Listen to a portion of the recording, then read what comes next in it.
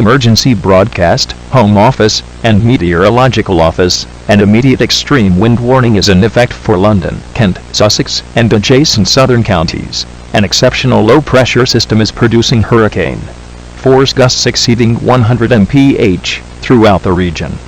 Significant structural damage, fallen trees, and widespread power outages are being reported. Residents are advised to take the following precautions immediately.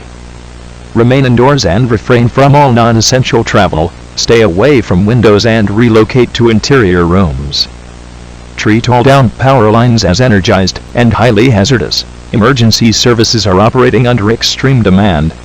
Continue monitoring this channel for additional information.